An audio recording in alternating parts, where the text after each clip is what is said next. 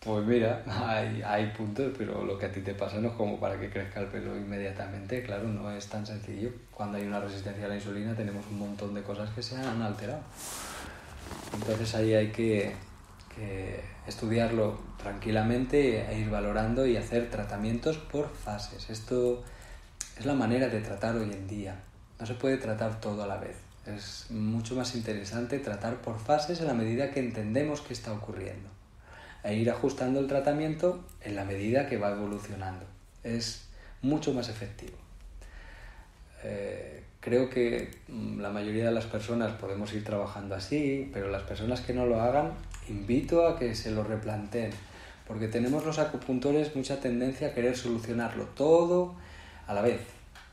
Entonces, no atamos tan bien los cabos como para poder entender qué es lo prioritario y qué síntomas secundarios se van a solucionar solos muchas veces, ¿no?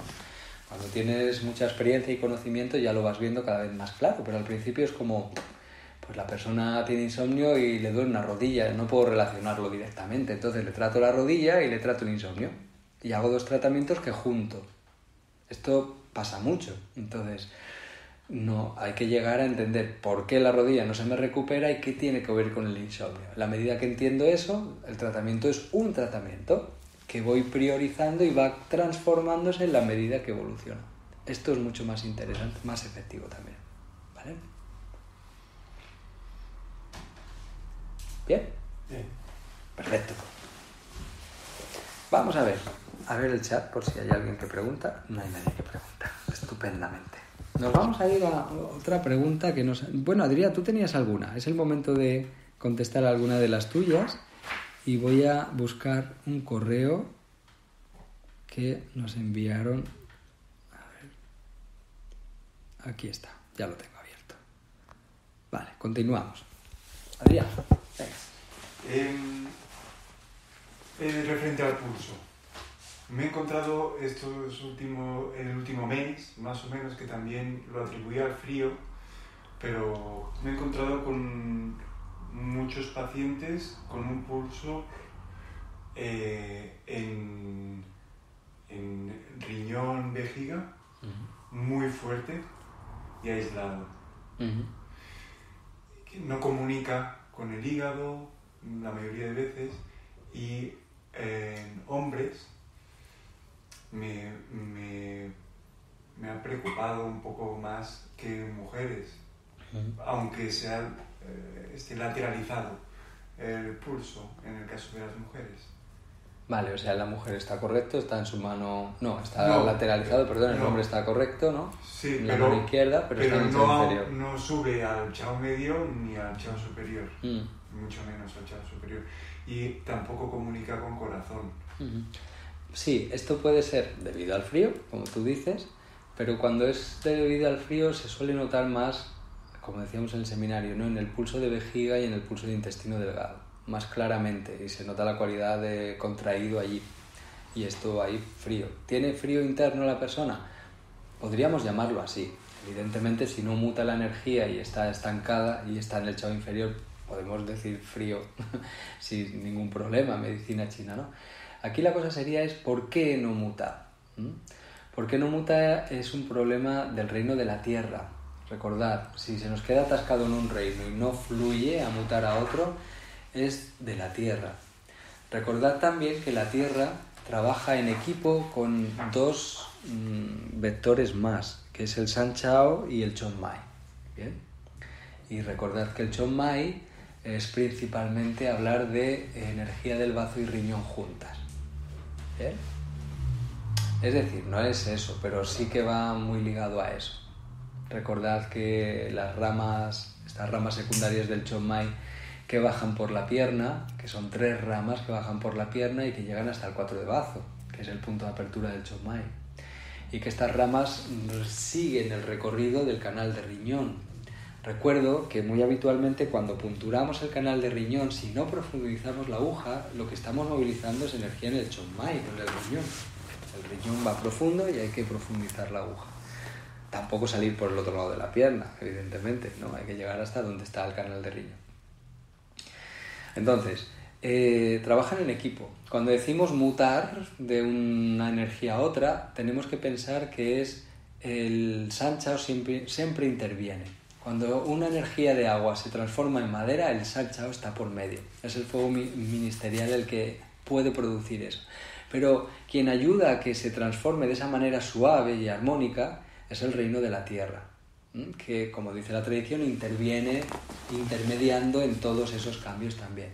Sí, y para que pueda haber energía de uno, de otro, y se mueva esa esencia, es dependiente de la energía Chin del Sonmai. Si es que trabajan muy juntitos, siempre. ¿Vale? Entonces, cuando nosotros nos encontramos plenitud en riñón vejiga, y sobre todo vemos que hay plenitud en riñón y no muta, esto es deficiencia en el reino del agua, no hay plenitud. Lo que tenemos, traducido en fisiología, es una fatiga suprarrenal, una fatiga adrenal que se llama, ¿vale? Probablemente por estrés, porque el cortisol lo tiene muy alto la persona y tiene una fatiga adrenal de secreción y formación de hormonas como el cortisol. También probable pueda tener tendencia a tener la tensión un poquito más alta, tal, cosas así, ¿vale? Como consecuencia, fatiga adrenal, deficiencia del reino del agua. Como tal, la vida se preserva y se concentra la energía ya, pero es una apariencia. Recordad, probablemente todas y todos habéis estudiado que el reino del agua en plenitud no puede estar, tiende a estar en deficiencia en general, pero a veces aparece en el pulso en plenitud. Es una falsa plenitud aparente porque es un recurso orgánico para preservar la vitalidad, pero porque estamos en una fatiga importante. ¿Bien? ¿Cómo se soluciona? Bueno, en este caso, en cuanto punturáis el 3 de riñón, solo punturar el 3 de riñón del lado derecho del paciente, automáticamente empieza a llegar energía a todos los demás. Tomáis el pulso y ya está. Así de fácil, porque el punto tierra del riñón va a empezar a distribuir la esencia de manera correcta. Bien, el 3 de riñón es un resonador muy importante en medicina, muchísimo. Y recordad que en algunos textos aparece como que la vida se expande a través del 3 de riñón. ¿Bien? Y es el pulso distal también del riñón, pero literalmente al ser el punto tierra, es el punto Yu de los Su antiguos, es el que está ligado a la actividad del propio Sanchao, que mantiene y entretiene la vida, y nunca, mejor dicho, desde la parte de quien controla esa distribución de la esencia, básicamente, ¿no? Entonces, 3 de riñón del lado derecho. ¿Por qué del lado derecho? Porque si recordáis alguna vez, hemos explicado, si no explicamos ahora, el riñón, habréis oído que el riñón Yan está en el lado en el lado derecho, que es al revés de lo típico, el Yan en la izquierda, Yin en la derecha, el riñón no. El riñón Yan está en la derecha, el riñón Yin está en la izquierda. Y ya sabemos que el riñón Yin se encarga principalmente del filtrado de la sangre, de todo esto, y el riñón Yang está más a la actividad hormonal. Sí, justo, las hormonas suprarrenal, básicamente. ¿Bien? ¿Qué ocurre? Que cuando la tradición habla de eso, no tenemos un riñón en el lado derecho del que tenemos dos riñones, pero no tenemos uno que filtra la sangre y el otro no la filtra y se encarga de... No, tenemos los dos que filtran y los dos que generan hormonas, pero sí que hace relación a cómo se puntura. El riñón Yang reacciona, la actividad hormonal de las suprarrenales reacciona muy bien en la parte Yang del riñón, que es en el lado derecho, como dicen los textos, y esto es la pierna derecha. ¿Bien? Cuando se trata del trabajo hormonal de las suprarrenales, pierna derecha. Cuando se trata, o el canal en el lado derecho, no tiene por qué ser solo la pierna, hasta arriba, hasta el 27. Y cuando se trata del trabajo de filtrado del riñón, pierna izquierda. Y si tocamos los dos, pues fantástico, estamos armonizando las dos cosas, las dos dependen la una de la otra también, ¿vale?